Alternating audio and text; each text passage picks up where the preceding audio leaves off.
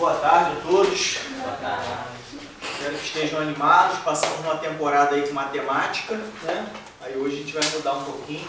Se sentirem calor, menos os jogadores que ficaram calor de propósito, né? Jogando bola. Se tiver calor, depois você liga o ar ali, fecha a janela, tá? Fiquem à vontade. Vamos seguir aí para uma disciplina nova, né? Química, que a gente não tinha ministrado ainda. Se Deus permitir, setembro e outubro a gente vai ficar nessa disciplina. Alguns que são mais jovens provavelmente estão tendo aí ciências, né? De modo geral, ainda não separou na escola aí três, né? Física, química e biologia. Mas para os concursos a gente já vai separar, né? Vai ter a disciplina separadamente de química, tá bom? Hoje, para começar, vamos falar sobre a matéria, não a matéria química, matéria, né? Tudo aquilo que ocupa lugar no espaço.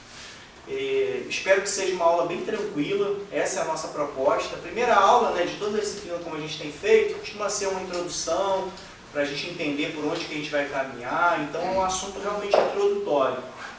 Eu ainda não joguei lá no grupo de WhatsApp, né, a nossa bibliografia indicada. A principal para a gente vai ser Feltri, tá bom? Esse aqui é só o volume 1, são 3 volumes. Tá bom? Então quem puder adquirir, não é barato, já vou adiantando, de repente pode conseguir um usado na internet, enfim.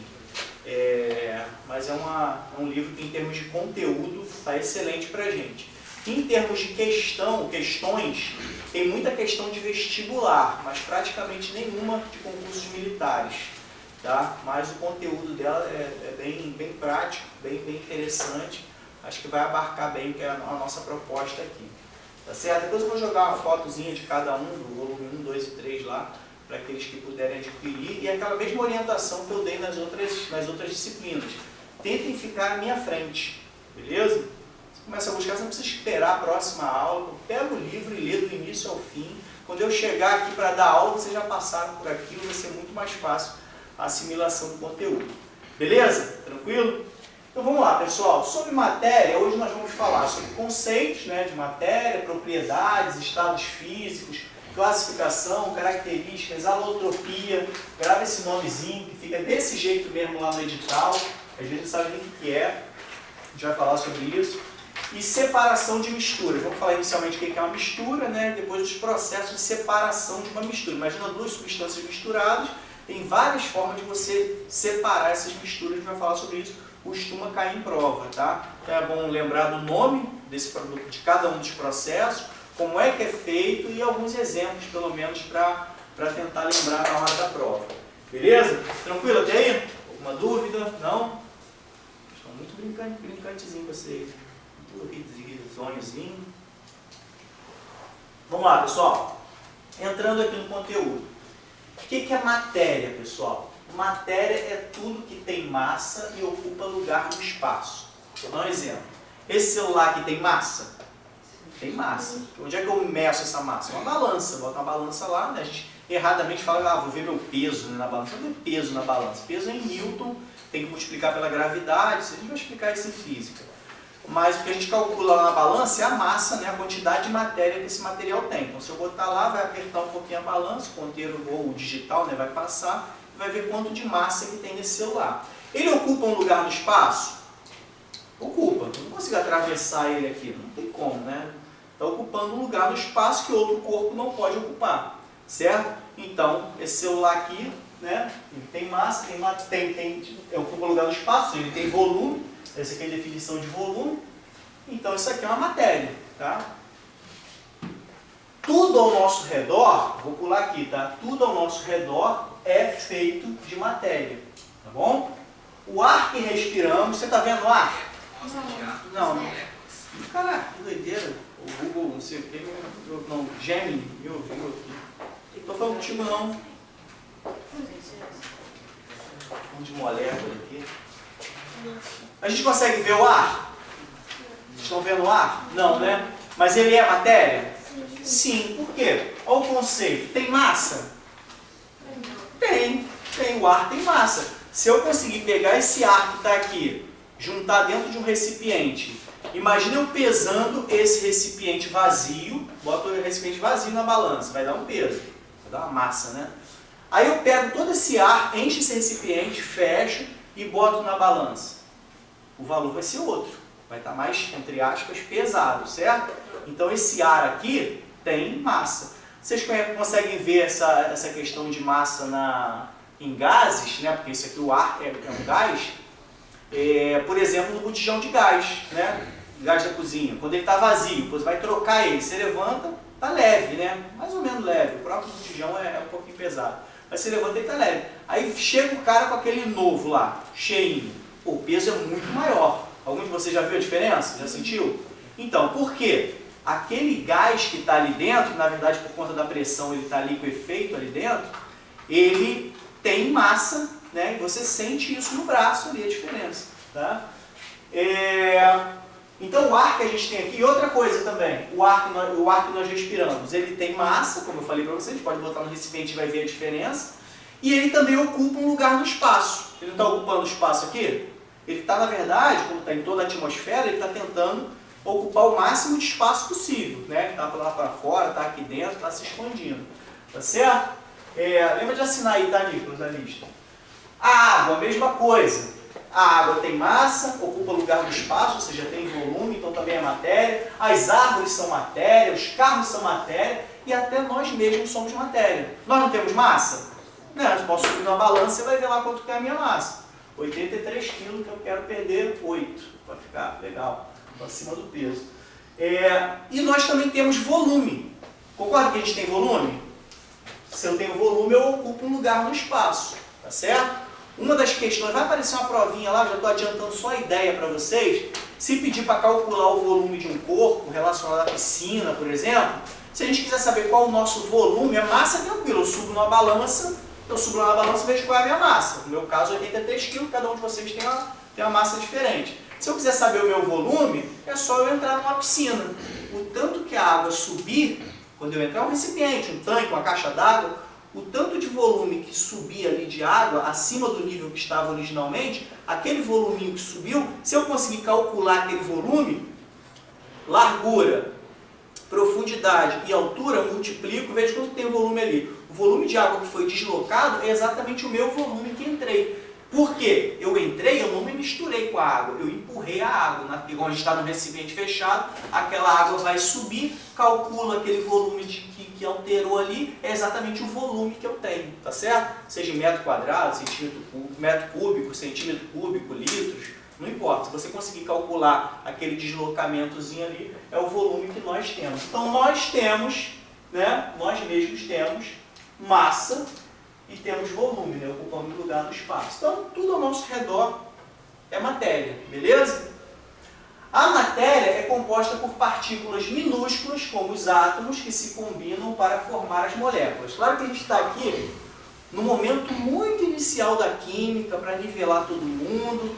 Isso aqui é muito discutível. Quando a gente avançar, a gente vai ver que as partículas minúsculas, que lá atrás com Dalton era só uma bolinha, parecendo uma bolinha de ferro, ela foi evoluindo, né? Qual era a ideia original do átomo? Quando o cara pensou, toda matéria é formada por uma partícula indivisível. Ou seja, imagina a gente cortando alguma coisa. Pega essa mesa aqui, vou picando ela com pedaços cada vez menores. Vou picando, vai diminuindo, diminuindo. Imagina que eu tenho uma lâmina ultra fina, aí vou continuar diminuindo ela. Eu vou chegar numa partícula elementar. Isso é a ideia lá atrás, tá, pessoal?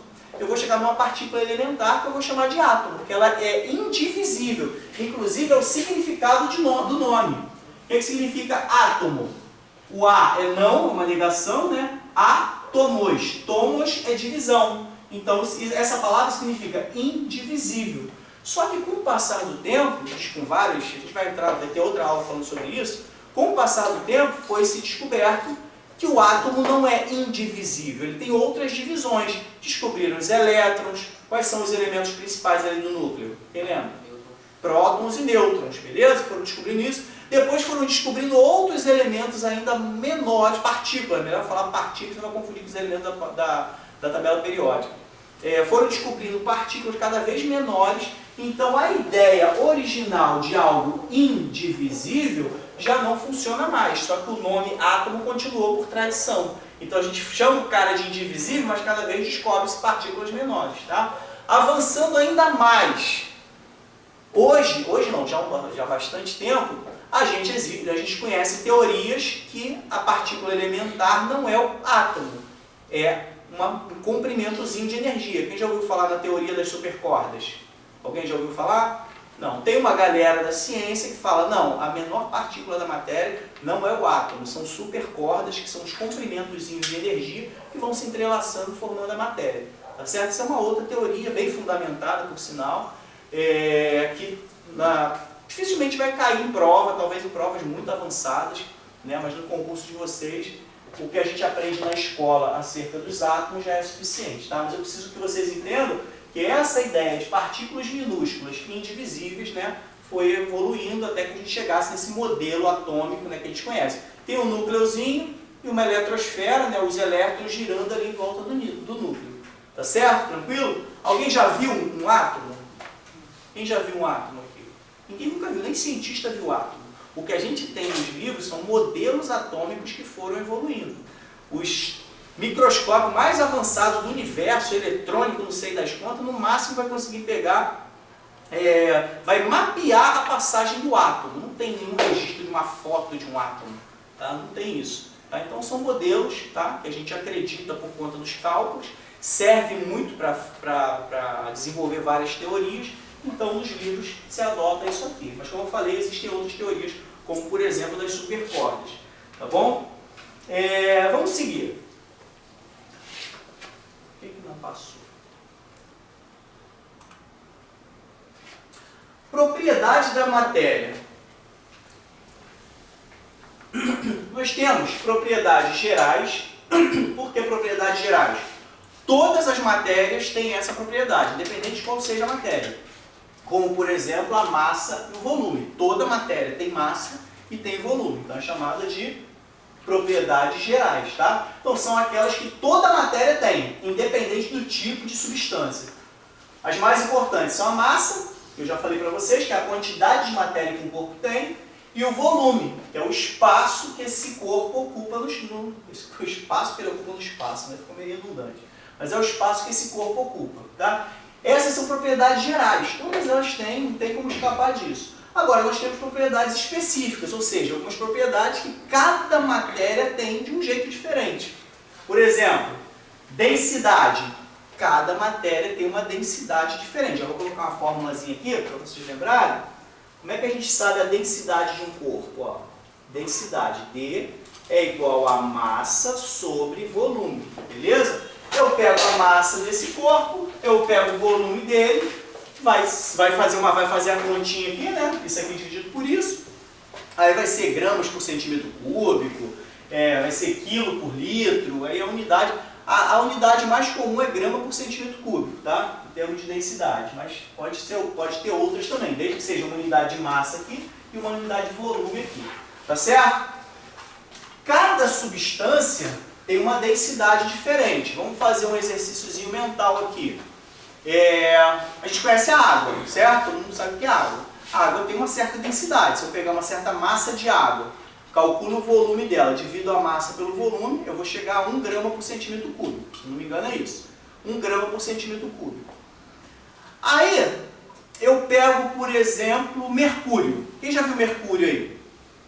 Aquele líquidozinho que tem alguns termômetros, aquele líquido metálico. É um metal, só que na nossa temperatura ele fica líquido, né? É igual um ferro, grosso modo falando, que ele é metal, mas ele fica no estado líquido.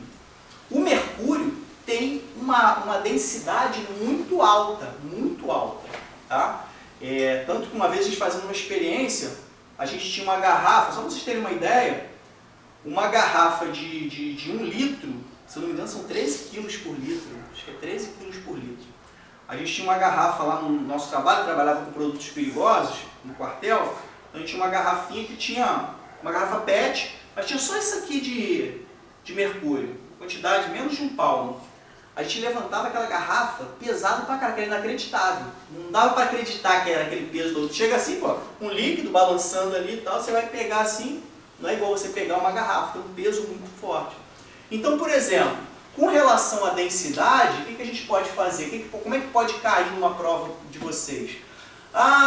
Tem uma massa, tem um material tal e outro material, líquidos, né? qual que afunda e qual que flutua?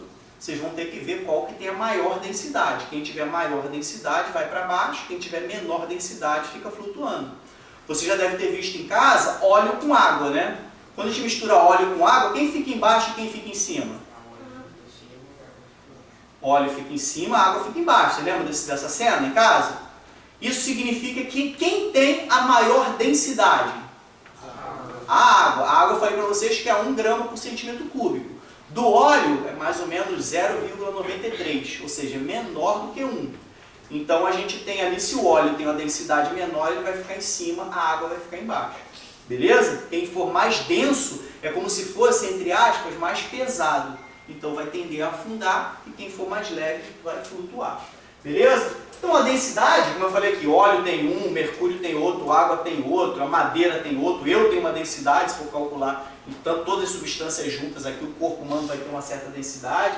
Então o que é a densidade? É a relação entre a massa e o volume, aqui, ó, relação entre massa e volume. Você lembra da aula de matemática isso aqui, né? Uma razãozinha aqui entre duas unidades. A gente vai fazer questãozinha hoje sobre isso, tá? Ponto de ebulição, também, cada substância vai ter uma. Qual é o ponto de ebulição? Grosso modo falando, é aquele ponto, aquela temperatura que a substância começa a ferver. Em que temperatura que a água começa a ferver? Botei ela lá no fogo, ela ferve a quantos graus? 100 graus, certo? Então a água tem o ponto de ebulição a 100 graus, a temperatura em que uma substância passa do estado líquido para o gasoso. Ah, mas eu deixo lá a água no copo aqui, ao longo do dia ela vai evaporando. Sim, mas ela não atingiu o ponto de ebulição, ela vai evaporando. Por quê? As moléculas que estão aqui na superfície, elas estão sujeitas às intempéries daqui, como o vento. Se eu soprar aqui, ó, dei só uma sopradinha aqui, eu já tirei algumas moléculas que viraram vapor d'água aqui. As moléculas da superfície. O ponto de ebulição esquenta todo mundo. Por que sai aquela bolhazinha? Você está esquentando a água lá embaixo, ela já está virando vapor lá embaixo, aquela bolha ali atravessa e vira vapor e sobe. Tá certo? Então a evaporação é uma coisa, evapora até aqui, ó, só que são as sólidas da superfície que vão se desprendendo. Agora o ponto de ebulição é que todo mundo ali já está em ponto de vapor, tá certo? Então o ponto de ebulição, cada um vai ter o seu. Vamos lá. A água tem um ponto, eu vou falar primeiro do ponto, não, vou falar direto do ponto de ebulição primeiro, depois de falar do fusão. A água tem o ponto de ebulição 100 graus, como vocês mesmos falaram. Se o mercúrio é um material mais denso, mais pesado, provavelmente, né, ele tem as ligações mais fortes, o ponto de ebulição dele vai ser maior do que a da água. Certo? Imagina eu querer ferver o mercúrio, vou botar um foguinho lá. Dá um chute aí, quantos graus para a gente botar ele para virar vapor de mercúrio? Não vai brincar com isso não, tá, cara? Mercúrio é venenoso pra caralho. Nem eu sei de cabeça, é 300 e pouco, tá? 360, alguma coisa assim. Muito mais alto do que o da água. Aí a gente entra aqui, ó, por que eu estou dando esses exemplos? Vocês verem que cada substância vai ter um diferente, tá? Temperatura, falei aqui. Aí a gente tem o ponto de fusão. O que é o ponto de fusão? Temperatura em que uma substância passa do estado sólido para o líquido. Pensa. Estado sólido da água, como é que é o nome? Gelo, beleza? Ela tem um ponto em que uma temperatura que ela passa desse estado sólido, né, de gelo, para o estado líquido, que é a água que a gente conhece, certo? E qual é esse ponto? 1 grau não, 0. 0 graus, tá certo? Calma. É 0, acredita em mim. Isso vale também para o contrário, tá? É o ponto também de solidificação, do ponto que a água passa para o estado sólido. Beleza? Tranquilo até aí? Aí, a água, 0 graus, ó, imagina aqui é o 0 graus, estou com um termômetro aqui, ó, na horizontal. 0 graus, 100 graus. Daqui para baixo, a água está o quê? Para lá. 0 para baixo. Sólido, né? Está gelo. Aqui, entre os dois, está líquido, certo? Nesse intervalo aqui está líquido, do 0 graus até 0, uma coisinha. Já está aqui liquidificando e tal, chegou aqui 100 graus líquido. Daqui ela vai evaporar, vai entrar em ebulição. Daqui para cima ela está em quê? Vapor, né? Vapor de água, gás. Aí a gente vai para o mercúrio. Se eu tivesse que botar o mercúrio aqui nessa régua, a ebulição ia botar lá embaixo, certo? Em 300 e pouco. Estão enxergando isso? 300 e pouco lá. Estou falando, mostrando isso aqui porque isso pode cair numa provinha para vocês analisarem isso. E o ponto de fusão do mercúrio? Na temperatura ambiente ele já vira... Então, exatamente, temperatura ambiente... 38 graus. Perfeito, está colando aí, né, miserável. A gente tem aqui, ó, na temperatura ambiente, eu já conheço o Nicolas, cara, é da família, é pesquisador nato. A gente tem aqui, ó, a temperatura ambiente nossa, vamos dizer aqui, 20 e poucos graus, a gente já conhece o mercúrio como líquido, tanto que a gente vê ele no termômetro, não vê o termômetrozinho lá, aquele líquidozinho que vai subindo, bota aqui no sovaco e tal, ele vai, se mexe, sobe, desce. Então a gente tem ele aqui no líquido. Se a gente for descendo a temperatura, se você chegar a 0 graus como a água, como ele tem um ponto de ebulição e fusão diferente da água, 0 graus não vai solidificar ele. 0 graus não vai fazer um mercúrio sólido. O Nicolas até cometeu um errozinho. Você continua descendo aqui, tá? O que você achou que era 38 graus é menos 38, menos 38, alguma coisa, né? Então você tem o ponto de fusão do mercúrio aqui, ponto de ebulição do mercúrio aqui, só que o intervalo da água está aqui. Observa que as propriedades são diferentes, tá? Então vai estar aqui embaixo, aqui assim, ó, menos 38, alguma coisa, que é 38,8. Ou seja, se eu colocar o mercúrio a 40 graus abaixo de zero, ele vai estar sólido, líquido ou gasoso? Sólido. Vai estar sólido, está abaixo de menos 38,8. 39 também vai estar sólido. Agora, se eu tiver o mercúrio a menos 20 graus, ele vai estar como? Líquido. Está gelado pra caraca. Ele está o quê? Líquido, exatamente. Está abaixo de zero, a temperatura abaixo de zero, mas ele continua líquido. De 38,8 negativo para cima, ele está líquido. Ele só vai sair do líquido quando chegar lá em 300 e cacetada, que eu não lembro direito. Apareceu aí? 300 e quanto? Foi? A ebulição do mercúrio. 360, alguma coisa assim. Tá, quando aparecer você me avisa. É 356. 356? Quase para certo. Conseguiram entender a diferença? Então, esses dois exemplos que eu botei vão variar para você. Eu poderia colocar qualquer substância. De repente, uma vai estar aquele intervalo aqui, ó, entre fusão e ebulição, outra vai estar aqui, outra vai estar aqui, cada substância vai ter o seu. Beleza? Então, isso são propriedades específicas, cada um tem o seu. Agora, o fato de ter massa e o fato de ter volume, todos têm. E olha que curioso, massa e volume é uma propriedade geral, mas quando eu junto os dois, massa e volume, forma densidade, vira uma propriedade específica. Beleza? Tranquilo? A relação entre a massa e o volume é específica. Agora, o fato de ter massa e volume é geral. Pode ter uma pegadinha dessa na prova, tá? Diferenciando aí geral para específico. Então, vamos para os estados da matéria, pessoal. Isso aqui, obviamente, que vocês... Eu vou até adiantar aqui. O relógio para não perder. Eu não falei na turma da manhã e eu estou lembrando até agora. Esses aqui são conhecidos como estados físicos clássicos, tá? Que todo mundo conhece. Sólido, líquido e gasoso. Só existem esses estados? Não, existem outros, mas não vamos aprofundar. Tem o plasma, condensado de Bose-Einstein, condensado de Fermi, superfluido, eu passei aqui sem querer, superfluido. Não vamos falar sobre esses estados, tá? São estados bem específicos, em condições bem específicas, supersólidos, cristais de tempo, tá? Mas para hoje, a aula bem tranquila. Depois vocês podem pesquisar, ou bota lá, outros estados da matéria, além de sólido, líquido e gasoso. Vai aparecer lá, você lê cada um deles. Não vamos falar sobre isso, que eu quero ter uma aula bem tranquila aqui para início. Então, o que a gente conhece, sólido, líquido e gasoso, tá? O sólido, o estado sólido. A gente vai lembrar, né, estado sólido, aquele estado que está duro, né, as coisas estão mais rígidas. Partículas próximas e organizadas.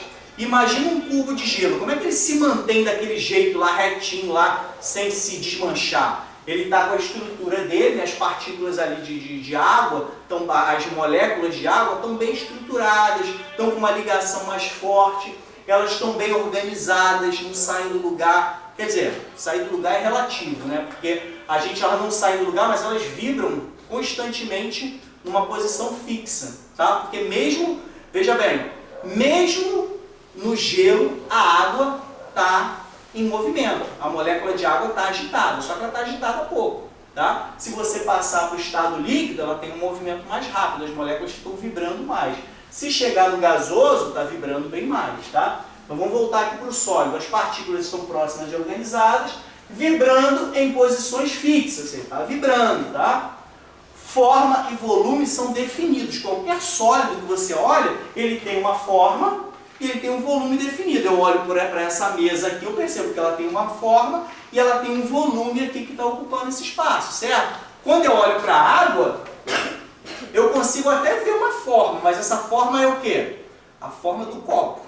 Ela não tem uma... Se eu tirar ela daqui, ela muda de forma, certo? Então, um sólido tem a forma definida, um líquido tem a forma do recipiente onde ela está, tá certo? Se eu pegar essa água aqui e jogar dentro de um refratário, de uma bandeja, ela vai se espalhar e vai tomar aquela forma aí. É a diferença que a gente tem em relação ao sólido, que se mantém ali de uma forma independente do recipiente. Tá? Um exemplo de sólido que a gente tem, cubo de gelo, né? Qualquer outra coisa que vocês imaginarem, essa caneta aqui está no estado sólido. Líquido, as partículas estão mais afastadas e elas têm mais liberdade, uma sobre as outras, ela consegue, né, deslizar e tomar outras formas ali, é uma coisa mais fluida. O volume é definido, tem volume aqui, tá vendo? Tem um volume, essa água está ocupando lugar no espaço, certo? Não confunda o volume com a forma. A forma é a forma do recipiente. O volume é o espaço que ela está ocupando aqui. Tá? Se eu colocar ela em outro lugar, ela vai ter o mesmo volume, só que a forma vai estar diferente. A forma é variável, como a gente falou, no formato do recipiente. Beleza. Exemplo, água em um copo. O próprio exemplo aqui que eu dei para pegar um pouquinho aqui. O estado gasoso. Enquanto aqui as partículas estavam afastadas, aqui a gente tem partículas muito afastadas, com grande liberdade de movimento e energia. No gás, as moléculas estão bem agitadas e elas vão tender a se expandir enquanto houver espaço para elas se expandirem. Suponhamos que esse copo aqui fosse de um metal, tá? Que suportasse fogo, aí eu começo a aquecer ele aqui. Vai chegar um determinado momento que eu vou chegar ao ponto de ebulição dessa água, certo? O que vai acontecer com essa água? Vai evaporar, certo? Vai entrar em ebulição. Se tiver fechado em cima, o copo está fechado. O gás vai ficar aqui dentro, certo? Se eu continuar aumentando, vai aumentar a pressão aqui dentro, mas o gás fica preso aqui dentro. Se eu abrir, ela vai ocupar esse espaço daqui. Vamos supor que a janela e a porta estão fechadas. A janela e a porta estão fechadas. Aí aqui está aberto, vai virar gás, vai se espalhar aqui o máximo possível dentro desse espaço, certo? Vai ocupar aqui tudo, as moléculas vão se expandir cada vez mais. Quando eu abrir a porta ou a janela, o que vai acontecer? Vai sair para lá também, lá para fora. Então, uma propriedade que a gente tem do gás, do estado gasoso, é que elas vão ocupar todo o espaço que for disponível. Tá dentro do negócio, eu abrir, vai se expandir. Abriu outra coisa, vai se expandir mais ainda, vai continuar se expandindo. Tá certo? Outra característica aqui, ó, não tem forma nem volume definido. Ela só vai se expandir. Tá? Só vai se expandir até ocupar tudo que for possível. Exemplo aqui, o próprio vapor de água que a gente utilizou aqui como exemplo. Tá? Uma questãozinha aqui para a gente resolver. E vocês conseguem resolver essa questão aqui? Uma questão que eu diria que estaria entre uma das questões fáceis, muito fáceis de um concurso. Acho que não vou ter que ficar esperando muito, não. Acho que vai ter que fazer junto para não perder o tempo.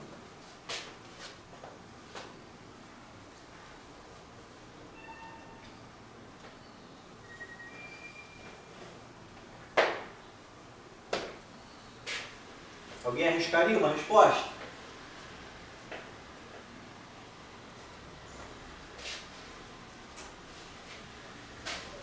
Vou fazer, hein? Um objeto possui uma massa de 500 gramas. Tá? Botei lá na balancinha, ele tem 500 gramas. Objeto que vocês pensarem aí qualquer. Meio quilo, né? 500 gramas, meio quilo, né? E ocupa um volume de 250 centímetros cúbicos. O objeto pode não ser um cubo, mas se fosse um cubo, imagina, ele tem 250, falei até, teria que fazer um raiz cúbica disso aqui para saber quanto que seria as arestas, né? Então ele tem 250 centímetros cúbicos. Se a densidade da água é de 1 grama por centímetro cúbico, qual a principal característica que pode ser inferida sobre esse objeto? Qual seria essa resposta aqui? Ó, a água tem aquela densidade que eu falei para vocês, 1 grama por centímetro cúbico. Beleza? Esse objeto ele tem essa massa e tem esse volume aqui. Primeira opção, ele flutuará na água, pois a sua densidade é menor que a da água. Ele afundará na água, pois a sua densidade é maior que a da água. A densidade do objeto é a mesma da água, o que manterá em equilíbrio. O objeto mudará de estado físico a ser colocado na água. O volume do objeto é a principal característica a ser considerada. Alguma resposta? B. Não falou a B aqui. Ele afundará, pois sua densidade é maior do que a da água. Provavelmente é essa mesmo. O que a gente vai fazer aqui, pessoal? Qual é a fórmula da densidade que eu botei lá atrás para vocês? T M sobre V, né? Massa sobre V. Observa aqui, da água já está aqui, ó. É 1 o quê? Grama por centímetro cúbico. Vamos tentar calcular a densidade desse objeto? Como é que eu calculo? Como é que eu calculo a densidade desse objeto? Eu vou botar ali, ó, a massa dele. Qual é a massa dele? 500 gramas. 500 gramas. Estão acompanhando, pessoal? 500 gramas aqui, ó. Só botei aqui, ó. No lugar de massa, eu botei isso aqui. Agora eu vou botar o volume dele. Qual é o volume dele? 250 o quê? Centímetros cúbicos. Tranquilo até aí? Primeira atenção que vocês têm que ter na prova. Antes de fazer a conta, observa se a unidade aqui que eu vou comparar é a mesma. Eu não vou ter que comparar com a água para ver se ele vai afundar ou se ele vai flutuar? A densidade da água está em qual unidade? Grama por centímetro cúbico. Ali está grama por centímetro cúbico? Beleza, posso resolver tranquilo e comparar. Se tiver diferente, a gente vai ter que fazer a conversão, que a gente não vai aprender aqui hoje, tá? Vai ter que converter. Por exemplo, aqui poderia ser quilograma por litro, né? Quilograma é de massa, litro também é de volume, poderia ser a densidade de tantos quilogramas por litro. Eu teria que fazer a conversão, tá certo? Aqui está perfeito, grama por centímetro cúbico. Quando eu fizer essa conta aqui, vai ficar alguma coisa grama por centímetro cúbico que eu vou poder comparar com a da água. Quanto que dá essa conta ali, pessoal? 500 dividido por 250? 2, né? Então a densidade desse objeto é 2 gramas. 2 gramas por centímetro cúbico? Que fala? 2 gramas, tá? Masculino. Grama, quando a gente bota alguma coisa, algum pronome, alguma coisa no feminino, é aquela grama que a gente, igual mato, né?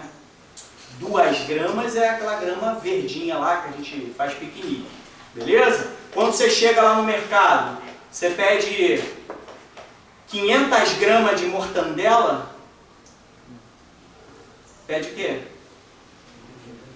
500 gramas, beleza? Ninguém mais vai falar 500 gramas e nem mortandela, porque é mortadela. Beleza? Não tem mais espaço para falar errado não, beleza? Acabou. Essa vida de falar errado, acabou. 500 gramas. Por mais que grama termina com A, a gente está falando de uma unidade, tá? Que a gente bota no masculino os números, tá? Então aqui, a gente não tem 2 gramas por centímetro cúbico, é 2 gramas por centímetro cúbico. Guardou a informação? Então aqui, ó, isso aqui é do objeto. Da água é quanto? Da água é 1, né? 1 grama por centímetro cúbico. Qual tem maior densidade? O objeto, né? Então, quem que afunda? Ele afunda, flutua, fica boiando. Oi? A densidade é maior, ele vai afundar. Show de bola, já estou feliz da vida que vocês já vão acertar esse tipo de questão, tá? Primeira letra A, ele flutuará na água? Não tem como uma coisa mais densa ficar flutuando, né? Quer dizer, não interessa na questão de embarcação, não. Ele flutuará na água, pois sua densidade é menor que a da água. Não dá, tá? Não é. Ele afundará na água, pois sua densidade é maior que a da água. Isso aí. Como alguém falou aí, letra B é o gabarito. Vamos só dar uma olhadinha nas outras. A densidade do objeto é a mesma da água. Mas vamos calcular que não é a mesma. É 1 e 2, só se tivesse errado conta. Tá? Se fosse o inverso, imagina os valores invertidos, fosse 250 gramas e 500 centímetros cúbicos, daria quanto? 0,5, tá? Só estou viajando, não é o problema aqui não. Se eu tivesse 250 gramas dividido por 500 centímetros cúbicos, eu teria 0,5, né, que seria 1 sobre 2, né, 1 dividido por 2. 0,5 gramas por centímetro cúbico. Esse objeto ia flutuar ou afundar? Flutuar, certo? Porque ele ia ser 0,5 é menor do que 1. Tá? Só para a gente ficar ligado aqui, eu tenho essa outra opção para a gente raciocinar. A densidade do objeto é a mesma da água? Não, né? O que manterá em equilíbrio. Essa questão do equilíbrio é legal. Se você tiver dois objetos, né, um sólido e um líquido, por exemplo, que eles têm a mesma densidade, você consegue pegar esse sólido e colocar dentro do líquido. Você pode colocar ele em qualquer lugar ali, ó, dentro do líquido. Vamos dizer que o nível do líquido está até aqui, do chão até aqui. Você solta o objeto aqui, ele vai ficar aqui. Aí, claro que pode ter uma açãozinha pequenininha da gravidade e tal, mas ele vai ficar paradinho, né? De repente o teu dedo mexendo aqui já vai mexer ele um pouquinho. Mas ele vai ficar aqui tranquilo. Não vai subir, né, para flutuar e nem vai afundar. Tá certo?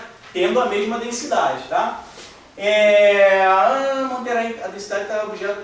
Letra D. O objeto mudará de estado físico ao ser colocado na água. Não dá para saber de nada disso. O problema não está citando nada que leve a gente a pensar dessa forma. Letra E. O volume do objeto é a principal característica a ser considerada. Não, você tem que considerar a massa também para definir essas coisas, essas questões de comparação de um objeto com o outro. Para quando está falando de densidade, você tem que levar em consideração a massa e o volume, não somente o volume. Tá certo? Tranquilo, pessoal? Questãozinha básica, daria para matar de boa, só calculando a densidade do objeto e comparando com a água. Agora eu vou falar um pouquinho sobre a classificação e característica das substâncias. Nós temos substâncias simples e substâncias compostas, tá certo? O que é uma substância simples? Ela é formada por átomos de um único elemento químico. Depois vai aparecer aqui, eu vou botar a tabela periódica aqui só para a gente se ambientar, tá? A tabela periódica tem todos os elementos conhecidos ali catalogados. Então a gente tem aqui, numa substância simples, quando tem somente um elemento da tabela periódica nessa substância. Por exemplo, o oxigênio, que a gente respira, O2. Quantos elementos tem aqui? Não, tem um. Elemento tem um. Tem dois átomos juntos, tá? Mas o elemento é só o oxigênio. Tá certo? Eu falei de propósito, achei que eu tinha falado dois mesmo. Elemento tem um só. Átomos tem dois, são dois oxigênios, imagina um oxigêniozinho ligado a outro aqui, tá? Aí eles ficam juntos. O oxigênio que a gente está, imagina se a gente tivesse uma visão, realmente tivesse coisa muito pequenininha. Vai ter um oxigêniozinho aqui junto com o outro, eles sempre andando em pares, ó, um junto com o outro, um junto com o outro, um junto com o outro, tá certo? Então o oxigênio sempre anda em pares, esse é o oxigênio respirável. O gás ozônio também é uma substância simples porque tem somente um elemento. Quantos elementos eu tenho aqui? Não, 3 átomos. Os elementos só tem um. Lembra que elemento é o material aqui, ó, elemento da tabela periódica. Ó, tá? Eu tenho um elemento só. Se eu tenho um elemento só, é uma substância simples. Esse 3 aqui é porque são 3 átomos desse elemento. Tá? Eles andam em triozinho lá, o ozônio, tá? Eles têm a camada de ozônio que protege a gente. Tá certo? Isso aqui é substância simples, tá? Porque tem apenas um elemento. Olha a diferença da substância composta aqui, ó. Tem 2 elementos diferentes. Mas quantos átomos eu tenho aqui? 3 átomos, no total. Ó, elementos, eu tenho 2 aqui, que é o hidrogênio e o oxigênio. Mas quantos átomos desses elementos? Eu tenho 2 de hidrogênio e 1 de oxigênio. Então eu tenho 3 átomos aqui nessa molécula de água. Beleza? Substância composta é formada por átomos de 2 ou mais elementos químicos, né? Tem alguns elementos que tem algumas substâncias que tem um montão de átomos juntos ali combinados. Tá? Combinados em proporção fixa. Aqui a água, H2O, que a gente já conhece, né? Tem 2 átomos de hidrogênio e 1 de oxigênio, que é formado de hidrogênio e oxigênio. O gás carbônico, aqui, ó, outra substância composta. Substância composta. Quantos elementos tem aqui? 2 elementos. De novo, ainda não pegaram o que eu estou explicando. 2 elementos, só tem carbono e oxigênio nessa substância. Agora, quantos átomos essa molécula tem?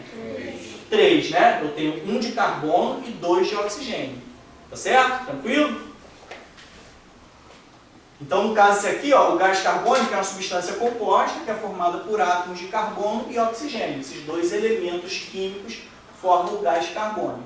Beleza? Então, vamos seguir. Agora, essa palavrinha aqui, pessoal, eu queria que vocês guardassem no coração. Pode cair uma questãozinha boba sobre o que é alotropia, ou então botar alguns elementos lá que fazem alotropia, que são alotrópicos. Você vai acertar só pelo conhecimento do que é alotropia. Alotropia é um fenômeno em que um mesmo elemento químico pode formar 2 ou mais substâncias simples diferentes. Ou seja, você tem 2 coisinhas lá completamente diferentes, mas o átomo dela, ou a molécula, o átomo fundamental dela ali é o mesmo. Exemplo, carbono. Isso aqui é um elemento químico da tabela periódica. O carbono, dependendo da forma que os átomos se organizam, você pode ter o diamante ou o grafite. Olha só que doideira. Pensa no diamante, aquela joia linda, brilhosa, transparente. Aí pensa no grafite, uma ponta de lápis. As duas são formadas pelo mesmo elemento, que é o carbono. Só que a estrutura da organização que tem lá que faz eles serem tão diferentes. Inclusive propriedades diferentes que eles têm. Tá certo? A diferença entre elas, né, entre essas substâncias, está na forma como os átomos se organizam. Citei aqui o carbono, pode formar o diamante, que tem uma estrutura cristalina rígida, e o grafite, que não é tão rígido assim, por isso que a gente consegue escrever. Vou até, às vezes, eu fico lembrando de algumas coisas de outras matérias, assim, dá vontade de falar para vocês não errarem essa questão. Tem um conceito na física chamado dureza, tá? Que vai dizer se um material é mais duro ou menos duro que outro. Se cair, por exemplo, um lápis, um grafite e um papel, porque tem um monte de coisa que não é nem da matéria. Para definir se uma coisa é mais dura que outra, a mais dura tem que ser capaz de riscar, olha o termo, tem que ser capaz de riscar o outro elemento. Tá certo? Exemplo, eu pego um diamante, muitos vidraceiros trabalham assim, né? Tem uma ponteirazinha lá com diamante na ponta, aí ele vai e risca o vidro para ele cortar o vidro. Alguns de vocês já viram isso? Ponteirazinha lá. Por que ele consegue com o diamante riscar o vidro? Porque o diamante é mais duro, conceito de dureza, tá? Da física. O diamante é mais duro que o vidro, então ele risca o vidro. Oi? Vai estar o material ou você tem... Pode estar o material, como eu estou citando aqui agora. Vai estar o diamante e o vidro. Mas você vai voltar lá que o diamante é mais duro. Mas eu estou querendo chegar em outro ponto que pode ter uma pegadinha. Vai aparecer lá o grafite e o papel. Aí vocês lembram da matéria? Para saber se uma coisa é mais dura que a outra, uma tem que riscar a outra. Aí você risca o grafite com o papel. Aí quem é mais duro? O papel é mais duro, porque não é o grafite que risca o papel. Exatamente. É o que risca o grafite. Exatamente isso que eu queria que você chegasse. Perfeito, Nicolas. Quando a gente risca um papel, o papel que está destruindo o grafite. Consegue perceber que é diferente do diamante riscando efetivamente o vidro? O grafite está se desfazendo. Então, num conceito de dureza entre papel e grafite, o papel é mais duro que o grafite, porque é o papel que está riscando o grafite. Beleza? Só que a gente está acostumado em riscar, né? Vou fazer um risco aqui. Na verdade, o papel que está riscando. Tá? Só umas ideias que me ocorreu aqui que pode cair em uma pegadinha de prova. Tá? Grafite, tá, camadas de átomos, ambos são feitos apenas de carbono. Tá? Tanto diamante como grafite só tem carbono, mas tem propriedades físicas e químicas completamente diferentes. O elemento oxigênio também é alotrópico. Tá? Lembra desse nome, alotropia. Pode formar tanto o gás do oxigênio, que é o que a gente respira, e o gás ozônio, tá? Que é o que está lá na camada de ozônio. Tá certo? Então ele é alotrópico, porque o mesmo elemento consegue formar substâncias diferentes. Belezinha até aí? Tranquilo? Já sabe o que é alotropia? Ninguém vai errar mais isso não, né? Pessoal, só para a gente conhecer aqui, tá? Não vamos explorar muito isso, até porque a gente vai usar muito isso em outras aulas. Daqui a pouco vocês vão decorar essa tabela aqui todinha, tá? Como é que é o nome dessa tabela? Tabela periódica, tá? Ela é muito bem organizada. Alguns elementos a gente até conhece, tá vendo aqui, ó? Hidrogênio, magnésio, cálcio, carbono, nitrogênio, oxigênio. Aí chega o P, começa a confundir a gente. Caraca, que P é esse, cara? P é fósforo. Aí tu vê, todos que eu citei aqui, a letra é a letra da palavra mesmo, né? Hidrogênio começa com H. Cálcio, né? Começa com Ca. Aí vem fósforo com P, a gente tem que tomar cuidado, depois vai virar uma decoreba mesmo. Porque muitos desses nomes vieram ou do latim ou do grego. Então a gente vê aqui fósforo lá na origem lá do Fi, do grego, não sei o que, depois virou pH. Então pH tem som de F em alguns lugares, em algumas palavras. Então seria fósforos, né? Do grego fósforos. Então traz o pH e ficou com P. Então, apesar da gente falar com F, né? Isso aqui é fósforo. Aí outro também, que às vezes pode gerar uma confusão. S. Oi? Tem os gases nobres, tá? Tem os gases nobres aqui. Então a gente tem aqui, ó, por exemplo, o S. Olha o outro que também confunde. S é enxofre. Olha só que doideira. Que vem lá do... enxofre. É sulfur, né? Tanto que tem o ácido sulfúrico. Então esse S é de sulfur, né? Que é o enxofre. Aí esse sulfur, eu não sei se é latim, se é grego, não sei de onde que é. Tá? Então só tem que tomar cuidado com isso, que a gente pode confundir, achar que um elemento é outro por conta da letrinha parecer com a palavra que a gente conhece. Tá? Então alguns não vão bater por causa da origem do nome, tá certo? Então só para apresentar para vocês aqui, tem muitas características aqui, número de massa, tem um monte de coisa que a gente vai utilizar futuramente em outras aulas, tá bom?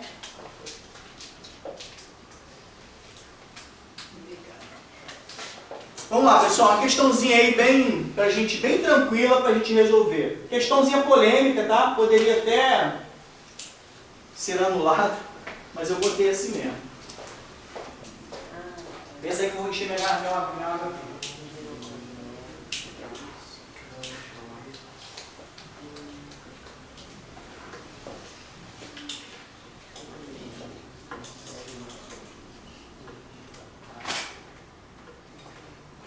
Qual é a resposta? Opa, escutei. Qual? Vitor? C, B, vários votos aí, né? Oi? B. Quem dá mais? F? F não. C? Beleza, vamos lá. E. Perfeito. Vamos lá.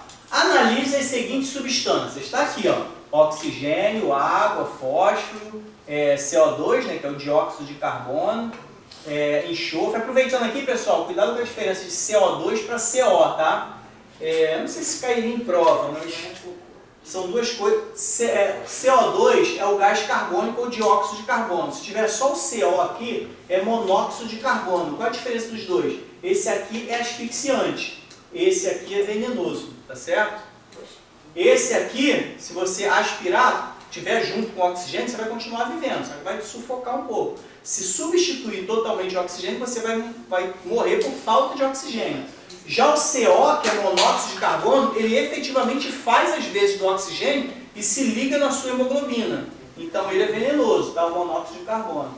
Tá? Isso no dia a dia, como a gente tem que mexer com a atualidade, né? Questão de meio ambiente, uma das medidas quando você vai fazer vistoria do carro, os caras enfiam um medidor dentro do escapamento do carro para ver se está liberando monóxido de carbono, que é só o CO, que é quando tem uma queima incompleta. Isso acontece até em incêndios, tá? Se você tiver a queima incompleta de algum material, ele pode liberar o CO, que é o monóxido de carbono, que é venenoso, pode matar, inclusive. O CO2 pode matar? Só se estiver preenchido totalmente daquele lugar, você vai morrer por asfixia, mas aquele gás ele é inerte, ele não vai reagir com nada lá dentro, ele só vai tomar o lugar do oxigênio, você não vai ter oxigênio para respirar. Então, só um parênteses para lembrar aqui dessa diferença entre CO2 e CO.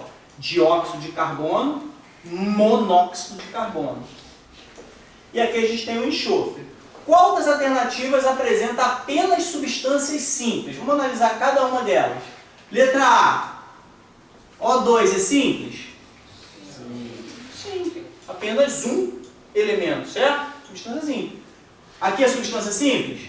Não, tem o C e tem o O. Independente da quantidade. Você vai olhar, se é substância simples, você vai ter que olhar só o elemento. Não importa a quantidade que tem de qualquer um desses elementos. Então isso aqui é composta, né? Uma substância composta, só o O2 que é. Então essa aqui não é, tá? Esquece isso aqui. Letra B, H2O é uma substância simples?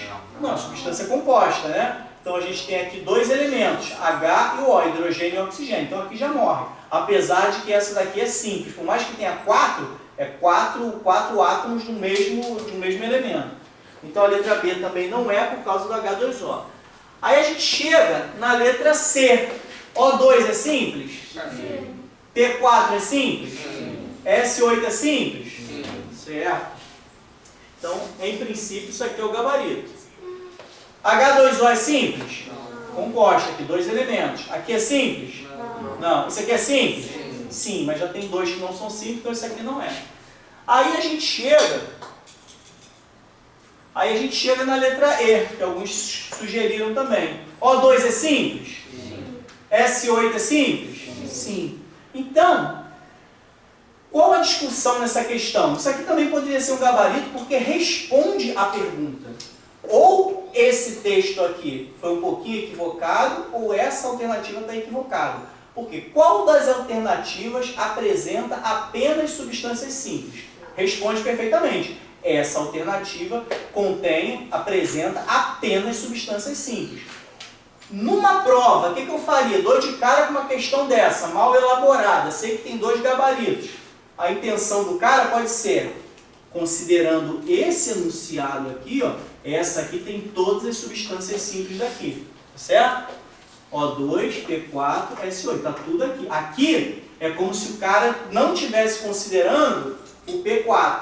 Tá? Então essa resposta aqui marca melhor a opção. Mas é uma questão que caberia um recurso. Por quê? Da forma como está aqui, aqui não disse dessas essa aqui. Vamos analisar isso aqui, mas a pergunta é muito clara. Qual das alternativas apresenta apenas substância? Essa aqui apresenta.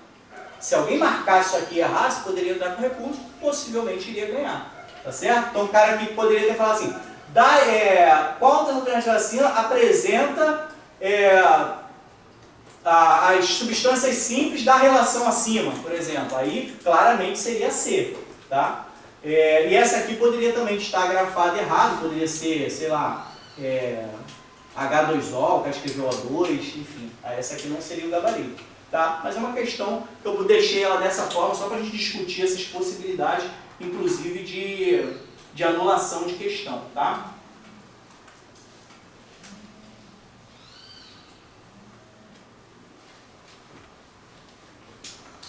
Agora vamos falar sobre misturas. A própria palavra mistura já remete a gente a uma situação do dia a dia, né? Eu tenho leite lá, tenho o pó do chocolate em pó, eu jogo ali, eu misturei chocolate em pó, né? Fiz lá um Nescauzinho. Né? Só você pega duas substâncias, junta elas vão fazer ali uma mistura. Uma mistura é a união física de duas ou mais substâncias. Ou seja, por que está falando uma união física? Elas não vão reagir entre elas, produzindo uma nova substância. Elas vão existir ali juntas, mas ali dentro tem a partículazinha do chocolate, né? Não sei qual é a substância que está lá, do cacau, não sei das quantas, e tem o leite ali também. Tá? Então hoje você tem uma estrutura, uma união física de duas ou mais substâncias, sem que haja uma reação química, porque se acontecer uma reação química, vai virar uma outra substância ali, tá certo? A gente não vai falar sobre reação química hoje, tá? Essa é uma aulinha um pouquinho mais avançada. Não tem reação química entre elas. Então, se não tem reação química, você tem mistura. As substâncias mantêm suas propriedades individuais. Se eu tiver um processo, existem vários processos de separação de misturas que a gente vai falar daqui a pouco. Se eu utilizar o processo adequado, eu consigo separar o leite lá do pozinho do Nescau. Elas continuaram, o pozinho do Nescau continuou sendo chocolate, o leite continuou sendo leite, não mudou nada, elas continuaram as substâncias originais. Tá? Aí a gente tem dois conceitos aqui, mistura homogênea e mistura heterogênea. O que é uma mistura homogênea? Quando você olha, aqui ó, quando você olha para ela, você vê uma coisa só. Imagina água e sal. Peguei um pouquinho de sal lá, joguei na água, mexi. Quando eu olho para lá, olha lá dentro do copo. Estou vendo uma coisa só. Não importa se é água com sal, se é água com açúcar, mas eu estou vendo uma coisa só. Quando eu misturo água com óleo, vocês já devem ter visto isso, água com óleo, o óleo vai lá para cima, a água fica embaixo. Eu estou vendo duas coisas. Então isso aqui vai ser uma mistura heterogênea, beleza? Vamos para a definição total. Mistura homogênea é aquela que apresenta apenas uma fase. O que é fase? É o aspecto visual que eu estou vendo. Na água com sal, eu vejo só uma fase. Aquela imagem que eu estou vendo ali, uma única coisa lá. Aqui, água e óleo, eu estou vendo duas fases. Uma fase é o óleo que eu estou vendo, a outra fase é a água que eu estou vendo que está lá embaixo. Tá certo? Exemplo, água e sal. Não é possível diferenciar os componentes a olho nu. Se você botar um microscópio lá, de repente você vai ver alguma coisa diferente lá. Mas se você numa mistura homogênea. Mas a olho nu, você vê uma coisa só. A solução parece uniforme. Isso não é homogêneo. Quando chega na heterogênea, é aquela que apresenta duas ou mais fases. Pode ter areia, água e óleo. Você está vendo três coisas diferentes naquela mistura? Você tem ali uma mistura heterogênea. Então pode ter mais de dois também, mais de duas fases. No aspecto visual não é uniforme, ou seja, você não está vendo a mesma coisa, você está vendo várias coisas ali. É possível distinguir os diferentes componentes visualmente. Ó, esse aqui é uma coisa, esse aqui é outra, esse aqui é outra. O exemplo que a gente falou, água e óleo, os dois líquidos formam fases distintas. Tá certo? Tranquilo? O que é mistura? Questãozinha aqui.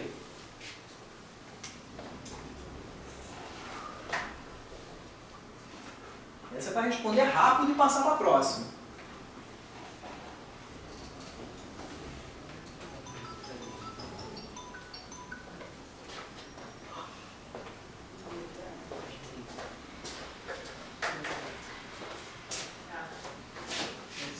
Olha lá no quadro.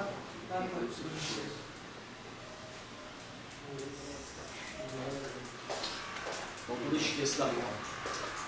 Qual é, pessoal? Alguém? Muito difícil a questão? Terrivelmente difícil? Letra E. Isso aqui? Vamos analisar. Alguém dá mais? C.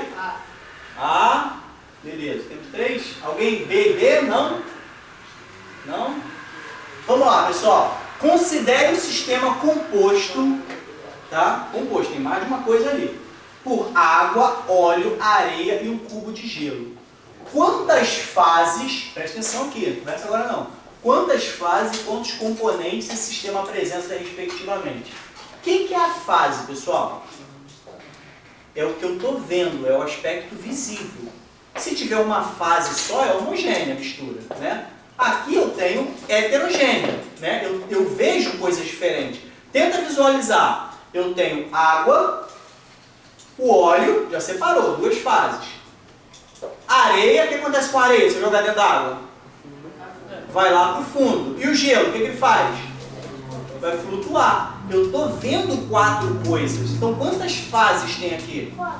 Quatro fases. Então, ó, pelo que eu sempre falei para vocês, viu uma coisa ali, já elimina as outras alternativas para você, na hora de, se precisar dar um chute, você aumenta a sua probabilidade de acerto. Essa aqui tem três fases, não é. Essa aqui tem três fases, não é. Essa aqui tem duas fases, não é. Já elimina, cara. Você sabe que tem quatro fases, sabe que a resposta ou é essa ou é essa. A discussão agora vai ser em termos de componentes. Beleza? Muito maldosa, por sinal, para pegar alguns desavisados.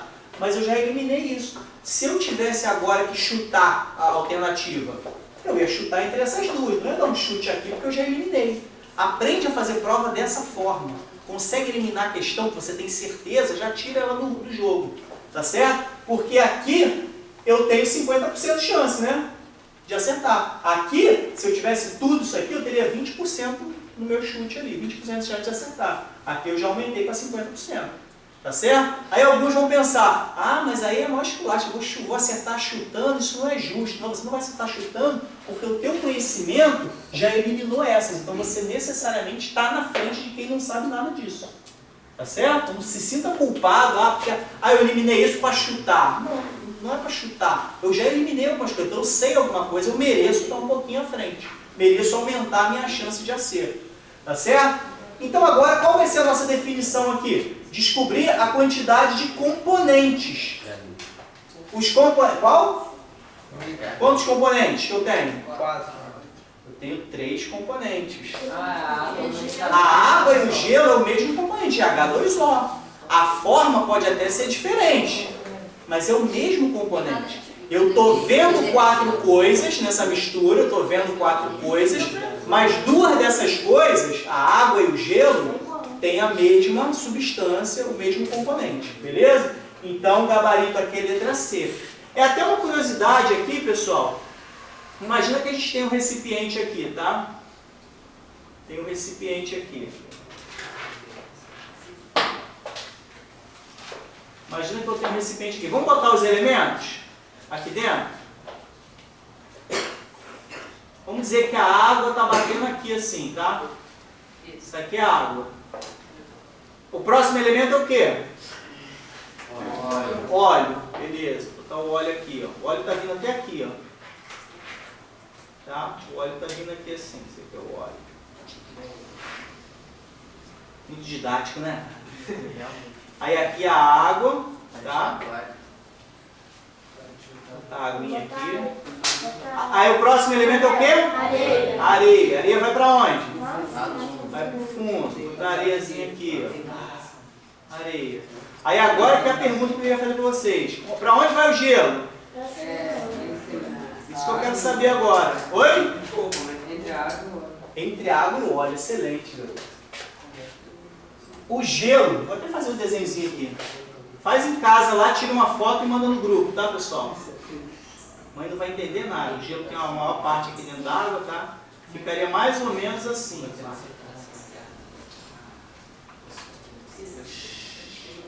Por que ficaria assim? O gelo, ele tem a densidade menor do que a água. Isso até é uma curiosidade da água, né? Como é que um sólido de alguma substância pode ficar mais leve que essa própria substância, né? Mas é o que acontece, a água, só uma curiosidade aqui, pode até cair numa questãozinha.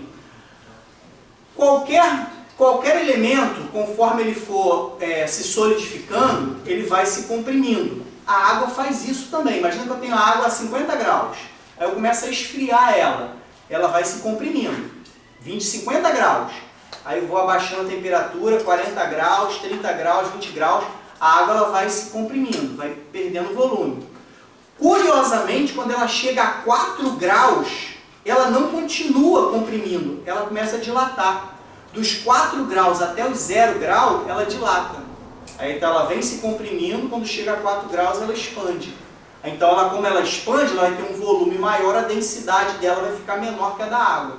Esse processo acontece dos 4 graus até o 0, tá? Então, aqui ela está flutuando porque a densidade é menor, a gente falou lá atrás, né? A densidade do gelo é menor do que a da água. E o do óleo é um pouquinho de nada menor ainda do que o do gelo. Então vai ficar acima aqui. Tá? Então a gente vai ter alguma coisa parecida com essa imagem aí. Se vocês quiserem fazer em casa, tira uma foto, tá? Vai gastar o óleo da mãe, ela vai reclamar. Mas não, isso aqui é um processo científico aqui pro meu futuro. Você faz lá, tá? Mas tranquilo, entenderam aqui, pessoal? 4 fases, 3 componentes.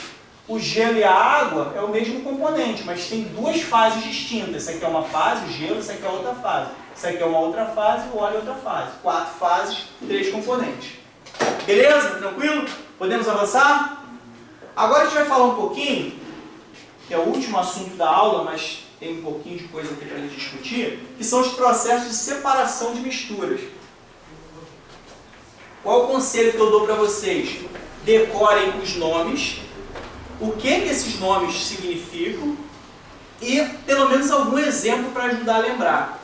Tá certo? O que é separação de mistura? Você tem uma mistura qualquer lá, por alguma razão você precisa separar aqueles elementos ali. Tá? Vários processos na medicina, na agricultura, no laboratório, enfim, um monte de lugar você tem que separar alguma coisa para analisar ela.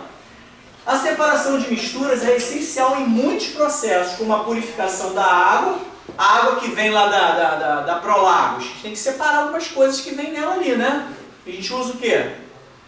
Filtro, né? Alguns fervem, o alimento fica morto ali dentro, mas o filtro vai separar algumas impurezas ali. Purificação da água, reciclagem, né? A temperatura alta, você consegue eliminar algumas coisas para poder reciclar. Produção de medicamentos. Produção de medicamentos, eu diria que a maioria, se não todos, leva água na sua composição. O cara vai poder pegar água do filtro para fazer o medicamento? Tem que ser água H2O purinho. A água do filtro, por mais que passou no filtro, ela tem mineral pra caramba, porque a gente precisa de mineral. Mas para fazer um medicamento não precisa de minerais ali. Tá certo? Muito menos impureza. O cara vai pegar água da bica para fazer o remédio. Vai dar ruim. Ele pega, aí ele precisa de uma água pura mesmo, que é a água só H2O. A gente chama isso de água destilada. É o que ele vai utilizar. Então, na produção de medicamentos, precisa fazer a separação dos elementos que a gente tem ali dentro da água, tá? Para poder ter uma água pura na hora de fazer alguma coisa. Não só medicamento, cosmético, de um modo geral, o pessoal usa lá os materiais com o maior nível de pureza possível dentro da especificidade daquele produto que está sendo produzido. A escolha do método depende do tipo de mistura. Se a mistura for homogênea tem um jeito, se a mistura for heterogênea tem outros processos. E também depende das propriedades do componente. O cara vai olhar, pô, esse componente é assim, esse aqui tem um ponto de ebulição tal, esse aqui é um ponto de ebulição mais baixo, eu posso de repente botar um para ferver, ele vai sair, vai ficar o outro. Então os processos que a gente vai ver aqui vai depender muito do material que está sendo separado. Então vamos lá. Separei aqui, pessoal, 12 casos de separação de misturas heterogêneas. O que é mistura? O que é uma mistura heterogênea? Oi? Isso, consegue ver lá as fases, né? Heterogênea tem 2 ou mais fases, consegue ver. Primeiro caso, muito simples, chamado catação, de catar, né? Catar. Separação manual, retirando um a um os componentes desejados ou indesejados, né? Por exemplo, separar feijão de pedra. Você tem um monte de feijão sujo ali que você catou, está misturado com pedra, você vai com a mão, cata as pedras ou cata o feijão. O nome disso é catação. É uma mistura heterogênea, feijão com pedra?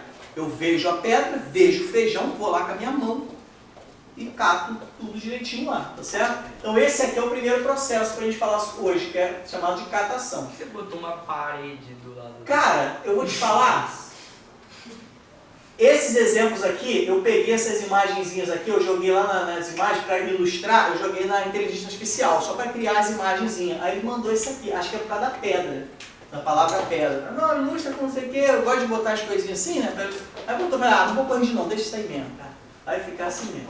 Aí o cara botou pedra e veio um muro de, entre aspas, um muro de pedra. Mas era para botar uma pedrinha aqui, um feijãozinho aqui. Alguns estão certinho aqui, um magnético aqui, um ímã, tá? Separação magnética. Isso aqui não é um vaso sanitário não, tá? Isso aqui é um furacão, porque eu falei de ventilação e jogou isso aqui. Mas vamos embora. Separação magnética, também chamada de imantação. Usa um ímã para atrair componentes metálicos magnéticos, tá? Então, no singular eu falei no plural. Imagina que você tem um pozinho de ferro misturado com areia e você quer aquele pó de ferro, ou quer aquela areia limpa. É só passar um ímã ali. Você não vai catar com o dedo um pozinho de ferro, isso é uma loucura, né, fazer isso. Você passa um ímã ali, o ímã vai atrair a areia, a terra? Não vai, mas vai atrair aquela limalha de ferro, que é o exemplo que está aqui. Vai separar aquela limalha de ferro, a areia vai ficar, acabou o problema, tá certo? Separação magnética ou imantação. Ventilação também é um processo de separação de misturas heterogêneas. Por exemplo, eu catei lá uns cereais lá na produção agrícola lá. Imagina alguma coisa que tem uma casquinha, né? Tem um grão lá envolto numa casquinha. Obviamente a casquinha é mais leve. Eu boto numa peneira ou numa bacia, que seja, começa a jogar aquilo para o alto. Aquela casca vai soltando, o vento vai ventando, ou artificial ou natural, o próprio vento natural, ou um ventiladorzão aqui, vai soprando, o grão que é pesado vai caindo. E as cascas vão ser levadas pelo vento. Então, por um processo de ventilação, eu consigo separar cascas de grãos em processos agrícolas. Tá certo? A casca é mais leve, vai ser levada. Isso aqui também é um processo de separação de misturas heterogêneas. Porque é heterogêneo, eu consigo ver a casca e consigo ver o grão. Tá certo? Peneiração ou tamização. Usa uma peneira, muito conhecido, né? O pessoal que faz um servicinho aí de obra aqui, ó. Usa uma peneira para reter as partículas maiores e deixar passar as menores. Peneirar areia de pedrinhas. Pô, a gente tem uma areia lá para peneirar. Quem já peneirou aí? Eu já peneirei várias vezes. Tá com a peneirinha lá, tá. O que vai acontecer? Tem os buraquinhos lá da peneira. Os grãos menores da areia vão passar, as pedras vão ficar retidas. Imagina se você fosse fazer por catação. 2 metros de areia, chegou lá, o caminhão acabou de te botar lá, você vai catar as pedrinhas da areia. Vai levar um tempinho, certo? Então tem vários processos, como eu falei anteriormente. Depende do material, depende da propriedade que ele tem, tá certo? E a gente usa de acordo com a necessidade. E observa que aqui, pessoal, os exemplos são do nosso dia a dia. A química, como vocês vão ver muito no início desse livro aqui que eu indiquei para vocês, depois eu vou mandar a foto lá, tá?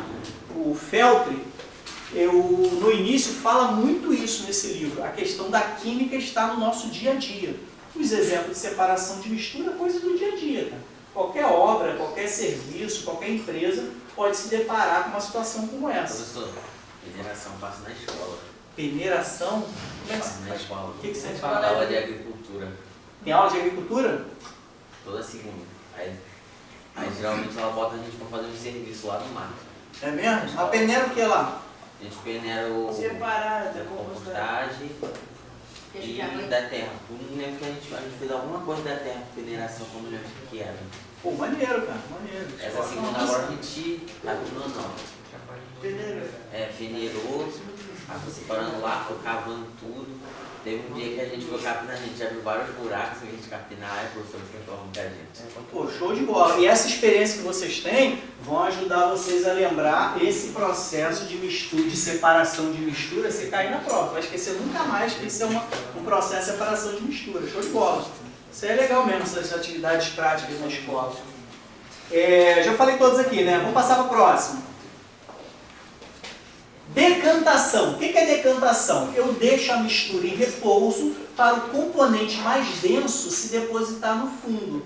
Por exemplo, separar água de areia. Peguei aquela água ali na hora na praia. Bateu lá a onda lá na beira, enchi meu balde, ela vem aquela água misturada com areia e tal. Se eu deixar um pouquinho ali, ó, aquela areia misturada vai indo, mais pesada que a água, é mais densa, vai indo para o fundo, daqui a pouco eu consigo tirar só a água, tiro só areia, enfim, vários processos ali para eu conseguir fazer essa separação. Tá certo? Tranquilo até aqui, pessoal? Decantação é você deixar depositar no fundo. Olhei pro Aleph aqui, lembrei. O Aleph faz a decantação com Nescau, né? Que ele bota lá Nescau pra caraca, chocolate pra caraca no leite. Aí bota mais do que o leite aguenta suportar ali na dissolução. Aí o que acontece com parte daquele pó? Vai pro fundo, você consegue ver os grãozinhos de chocolate descendo, e o miserável faz de propósito, para no final ele beber e ficar só com a colherzinha naquele chocolate no final, né? Vocês estão vendo que você deve fazer isso também, né? Então, aquilo ali é decantação. Claro que ali está decantando, não necessariamente pelo fato do grão ser mais pesado, está decantando porque o chocolate, você botou mais do que podia, tem um limite de solubilidade das substâncias. O leite não dá para você botar eternamente chocolate ali que ele vai ficar dissolvendo para sempre. Chega uma hora que não dissolve mais. Isso vale para água com sal também. Eu posso colocar lá água com sal, no início vai ficar lá direitinho. Vai chegar uma hora que não vai dissolver mais e o sal também vai para baixo porque não dissolveu mais, tá? A gente vai ver isso aí em limite lá na frente. O garimpeiro conta como decantação? O quê? Garimpeiro? Garimpeiro. Cara, eu colocaria aquele processo ali, cara, como centrifugação, cara. Porque ele pega aquele negócio e fica rodando, né? Aí o que acontece com aquilo ali? O material mais denso fica no fundo daquele chapéu invertido dele ali, e o mais leve sai para fora aqui do negócio, né? É uma espécie de centrífuga que ele faz, tá? Eu chamaria disso, mas vale a pena depois, você que é um cara pesquisador, me ajuda aí. Mas é muito semelhante ao processo centrífugo que a gente vai falar daqui a pouquinho, tá? E realmente ele está separando ali. O ouro, né, mais pesado que aquela água, que aquela lama também, está girando ali, o mais leve vai saindo para fora, a força centrífuga, a outra que é mais pesada fica embaixo. Tá? Se eu não me engano, é no próximo slide tem centrifugação. Tem. Decantação. deixa a mistura. Tá, não, agora eu já falei, né? Já falei isso aqui. Sifonação, que muitas vezes é um processo depois de outro processo. Após a decantação, imagina, um produto mais denso foi para o fundo. Aí eu retiro o líquido que ficou em cima por meio de uma mangueira, de um canudinho, de um sifão, tá certo? O nome disso é sifonação, é você botar, né, um sifão ali, que seja um canudinho, um tubo, um cano, que seja, você remove aquilo ali. Imagina você retirar o óleo da parte superior de um separador de água-óleo. Você tem lá um copo, que seja, tá a água embaixo e o óleo em cima. Eu quero tirar só o óleo. Eu boto o canudinho só no óleo, né? Faço uma forma de puxar, não vou botar na boca e beber óleo, né? Mas eu faço alguma mangueirinha que possa puxar com uma bombinha e vai puxar aquele óleo até chegar no limite ali. Não, manualmente vai ser um processo perfeito? Não, de repente eu não vou conseguir tirar todo o óleo, então eu vou pegar um pouquinho de água, enfim. Mas é um processo de você separar dois líquidos que estão em fases diferentes, tá? Poderia tirar inclusive a água também. Se eu passasse, atravessasse o cano até a água que está embaixo, ia ficar puxando só a água, o óleo ia descendo, quando ele chegasse lá no final eu pararia de puxar. Fala. Falou que é a levigação. Levigação? Os nomes que eu coloquei aqui não são todos, tá? Tem a descrição aí, o que está escrito aí? É separação por meio da gravidade. É tipo, tá falando aqui, o garimpeiro usa levigação, separação por meio da gravidade com água. Método principal para extrair ouro, usa a densidade para separar os metais mais pesados. Levigação, ele está usando a gravidade. Será que é esse processo mesmo de girar? Porque realmente a gravidade está atuando para segurar o ouro ali embaixo. Agora ele está centrifugando ali para o restante sair, né, para cima. Levigação. Mas enfim, grava esse nome que também é um processo de separação. Eu não sei se ele está mostrando a imagem do cara rodando aqui assim, não.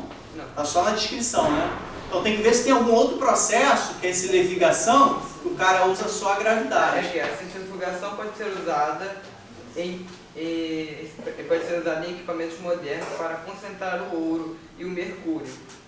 É utilizado para formar Não, mas aí é outra coisa. Isso aí é você botar na centrífuga mesmo, que a gente vai falar daqui a pouquinho, não, no próximo, no último.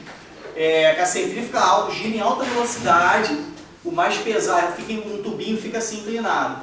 Aí quando você gira ele em alta velocidade, aí o mais pesado vai ficar aqui embaixo, o mais leve vai ficar aqui.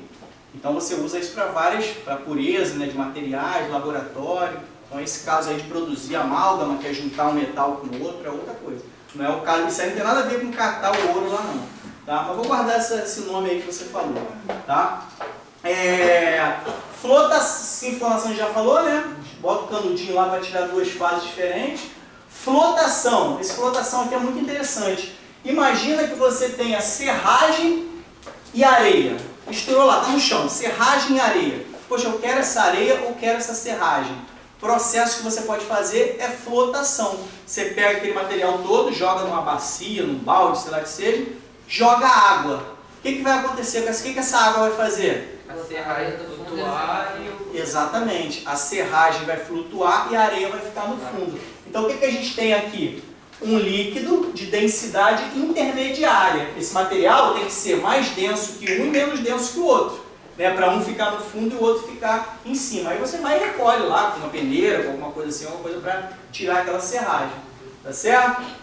Separar a serragem de areia usando água. Dissolução fracionada. Adiciona-se um solvente que dissolve apenas um dos sólidos. Tem dois sólidos lá, mas você tem um solvente que dissolve só um deles. Dissolveu, você separa o outro. Depois separa-se o sólido dissolvido do solvente, geralmente por filtração ou evaporação. Exemplo, separar sal e areia, usando água. Olha só esse exemplo aqui interessante. Você tem sal e areia lá misturado. Areia do mar, né? Sal e areia lá. Você joga água, o que vai acontecer? A água é um solvente do sal, mas não é um solvente da areia. Você vai dissolver o sal, vai ficar uma água com sal e a areia vai ficar lá. Aí você consegue pegar aquela água salgada ali e depois você ainda consegue separar essa água por meio, por exemplo, de evaporação. Deixa aquela água evaporar, vai ficar o salzinho lá separado, tá? Ou então aquece, né? Em laboratórios, você tem bota um recipiente, por exemplo, com água com sal, aí ele tem um tubinho aqui, começa a esquentar ele, esquenta aqui. Aí ele vai começar a evaporar, o sal vai ficar aqui. Aí no que evaporar vai entrar no outro tubinho, quando bater no tubinho ele vai se liquidificar, vai virar água de novo aqui. Então o vapor virou água aqui e aqui ficou só o sal. Beleza? Esse é um segundo momento para separar o sólido dissolvido do solvente. Beleza? Então vamos lá. Filtração. Conhecemos filtração, né? Filtro. Aqui ficou direitinho, ó. Cafezinho, porque coar café também é uma espécie de filtro, né? Você passa lá, fica aquela borra do café lá no negócio, é um tipo de filtro. Filtração, você passa a mistura por um filtro que retém a fase sólida. Os filtros que nós temos em casa é um material poroso, cheio de furinhos, né? A água vai passar ali e algumas coisas que são maiores que aqueles furinhos não vão passar, vai reter essas impurezas. Por isso que a gente tem que trocar, né, o filtro de vez em quando, ou pelo menos o refil dele, ele fica todo impregnado, às vezes nem a água passa mais. Tá certo? Coar café também é uma espécie de filtração. Você vem com a água ali, obviamente que ela vai se misturar com parte daquele café, vai passar ali no filtro, né, que é aquele papelzinho, ou então aquela tela, mas o grosso mesmo da borra vai ficar retido ali, você não vai tomar aqueles farelos de café ali no teu cafezinho. Fusão fracionada. Aquece-se a mistura, presta atenção aqui pessoal, fusão fracionada, vai gravando esses nomes aqui, tá? Fusão fracionada. Aquece-se a mistura para fundir apenas um dos sólidos. Exemplo, separar o enxofre que funde a 110 graus Celsius de areia. Imagina se tem uma mistura de enxofre e areia. A gente sabe que o enxofre funde, né, vira líquido em 115 graus. Se aquece a 115 graus, ou talvez um pouquinho mais do que aquilo, isso aqui vai derreter. A areia, que é uma temperatura muito mais alta para você transformar ela em líquido, aí você vai conseguir separar, vai ficar com líquido e com sólido. Aí vários processos aí você pode utilizar para fazer a separação. Tá?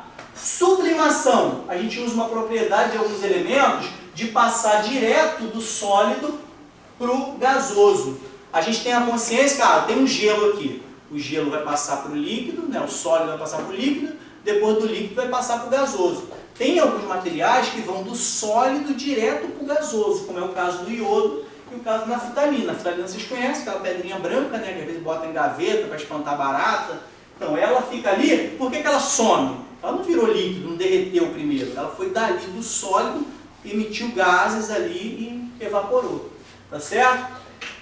Um dos sólidos, sublimação, um dos sólidos passa direto ao estado gasoso sem ser aquecido, como é o caso que eu falei do iodo, do iodo da naftalina. Sem se fundir, fundir é se tornar líquido, ele não passa pelo líquido.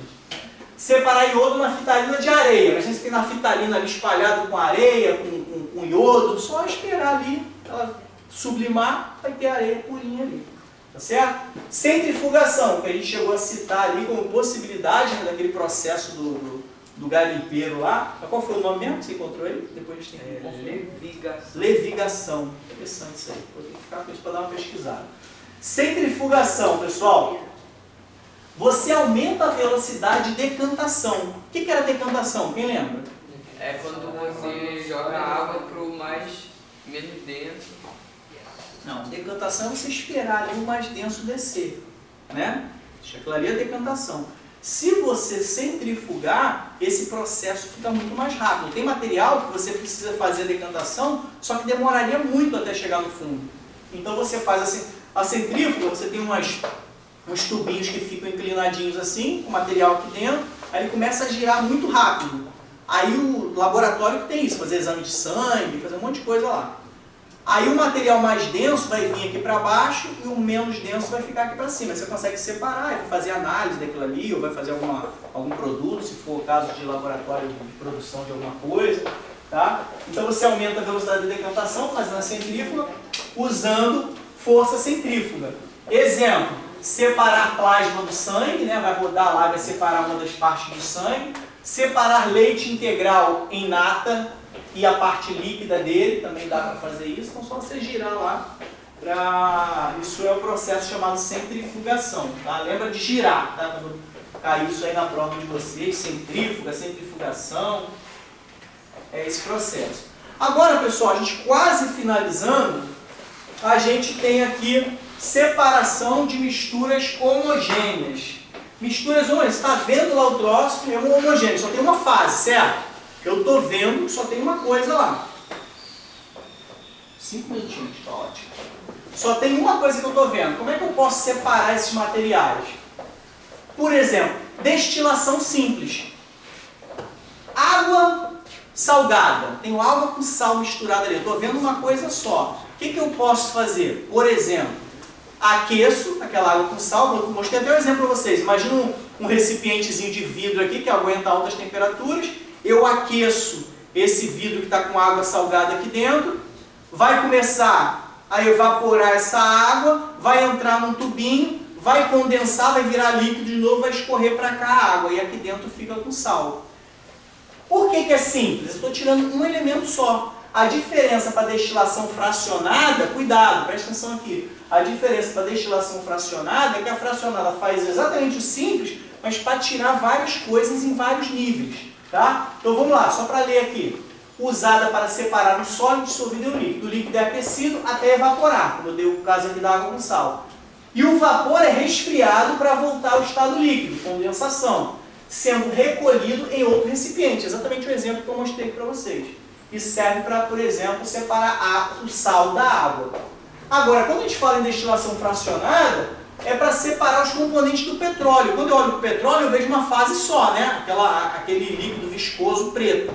Né? Tem uma fase só, mas ali dentro tem várias substâncias. Então o que os caras fazem? Igualzinho esse da água. Você começa a aquecer, vai atingir uma determinada temperatura e vai liberar uma substância. Evaporou aquela substânciazinha que é mais volátil. Aí foi, aí condensou em outro lugar, guardou lá. Não sei a ordem não, vai tirar lá gasolina, vai tirar hidrazina, vai tirar um monte de coisa lá que eu nem sei o que tem lá. Aí tirou lá. Aí depois vai continuar aquecendo. Aquela que tinha temperatura de ebulição mais baixa, já foi. Continua aquecendo. Vai chegar num ponto de ebulição de outra substância que está misturada lá. Aí vai aquecer, tal, vai virar, vai evaporar, vai sair pelo tubinho lá e vai condensar. Depois continua aquecendo, aí tira outro. Então esse que é o processo de destilação fracionada, usada para separar líquidos com diferentes pontos de ebulição. Conforme vai aquecendo, você vai atingindo os outros elementos. Aquece a mistura lentamente, ó. E o líquido com o menor ponto de ebulição evapora primeiro, sendo separado. Aí na sequência os outros líquidos seguem o mesmo processo. Tá certo? Aí eu botei aqui separação dos componentes do petróleo. Pessoal, para a gente fechar, a gente tem uma questãozinha aqui para alegrar o coração. Rapidinho para matar ela e a gente folgar.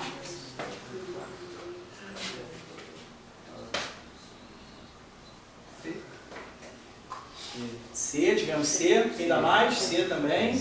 C. Todos C? Beleza? Então vamos analisar.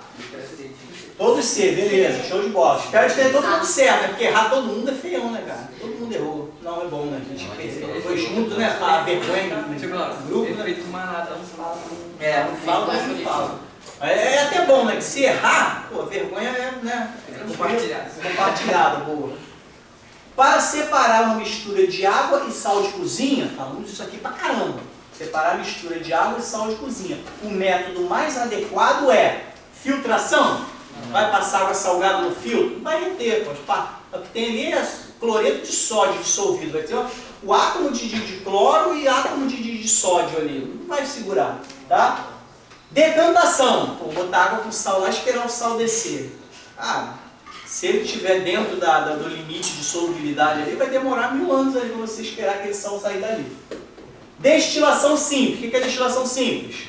Todo mundo acertou, vai até marcar aqui. Já garantiram uma questãozinha na prova. Aquece, né? Lembra? Aquece aquela substância, a água vai evaporar, depois ela vai se condensar, virou água aqui, o sal ficou aqui. Certo? Destilação simples. Catação. Vai catar o sal. Água salgada, eu vou catar o sal aqui com a pinça. Não dá, né? Nem pensar, muito menos a água. Vou catar a água e deixar o sal. Oi? Não tem como. Destilação fracionada. Poderia ser essa aqui? Não é o método. Funcionaria? Funcionaria, mas ia evaporar a água, acabou. Destilação fracionada a gente usa em quê? O exemplo que eu dei. Foi no slide anterior, destilação fracionada.